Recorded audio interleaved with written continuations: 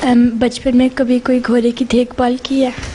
देखभाल की है जी। बचपन में क्या, मैं जवानी में घोड़े रख मतलब 15-16 साल के बाद घोड़ों को मैं देखता रहा हूँ। जिस तरह ये ग्रूमिंग वगैरह कर रहे थे मैं करता रहा हूँ अपने घोड़ों की। हमारे वाल अब्बा ने घोड़े रखे हुए थे। अच्छा, जहाँजेब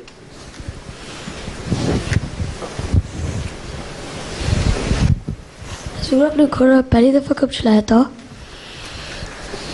पता नहीं, याद तो नहीं, मेरा ख्याल है जब खलीफा सालिस ने ये तहरीक की थी ना, घोड़े रखो, हैं जिनके पास, जिनके फार्म्स हैं, जिनकी ज़मीनें हैं, वो घोड़े रखें।